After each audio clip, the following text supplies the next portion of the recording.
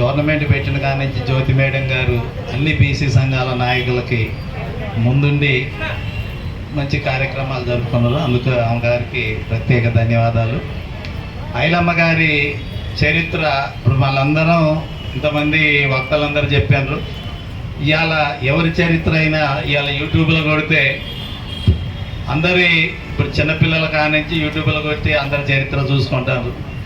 ఆ రోజు వాళ్ళు యుద్ధాలు చేశారు, రోకల బండ తీసుకున్నారు, తుపాకులు తీసుకున్నారు. ఈరోజు అవన్నీ ఏమి తీసుకోకుండానే ఒక ఓటు అనే ఆయుధంతో ఇవాళ గవర్నమెంట్ని ఇలా బీసీలకి 42% అంటే మనం బీసీలందరం ఏకమయ్యి ఇప్పుడు మనం యుద్ధాలు చేయాల్సిన పని లేదు, కత్తులు పట్టుకోవాల్సిన పని లేదు, ఏది లేదు. మన అందరం ఐకమత్యంగా ఉండి మన ఓట్లు మనం వేసుకుంటే బీసీ రాజ్యాధికారం వస్తుంది అనేది అందరికీ తెలిసిన విషయమే.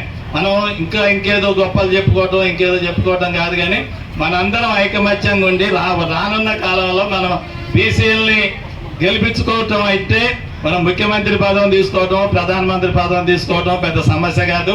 మనకి పదవులు లేనప్పుడే ఐలమ్మ గారు లాంటి వాళ్ళు, సర్వాయి పాపన్న గారు, కొండ లక్ష్మణ బాబుజీ గారు వీళ్ళందరూ కొట్లాడి మనకి ఎంతో కష్టపడి వాళ్ళకి ఆస్తులందరినీ కూడా దాన ధర్మాలు చేసి చేయగలిగారు. ఇప్పుడు మనం ఏ ఆస్తులు దాన ధర్మాలు చేయకపోయినా మనందరం ఐకమత్యంగా ఉండి ఒక ఓటు అనే ఆయుధం ఉదయం పూట 8 గంటలకు పోయి పోలింగ్ బూత్ పోయి మన ఓట్లని మన వాళ్ళకి గెలిపించుకున్నట్టయితే పదవులన్నీ కూడా మనకే వస్తాయి.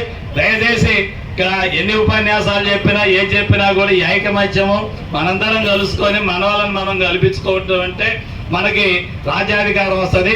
దయచేసి మునుముందు కూడా ఇప్పుడు ఎట్టనో గవర్నమెంట్ 42% రిజర్వేషన్లు ఉన్నాయి కాబట్టి అందరం కలిసి ఈ ఒక్కటి చేసుకున్నట్టయితే మన ఐలమ్మ గారికి కానీ, పాపన్న గారికి కానీ, లక్ష్మణ్ బాబుజీ గారు కానీ, మనకు దొడ్డి కొమరయ్య గారు కానీ వీళ్ళందరినీ కూడా మనం ఆదర్శంగా తీసుకొని ఐకమత్యంగా ముందుకు పోవాలని ఈ అవకాశం ఇచ్చిన పెద్దలందరికీ మరొక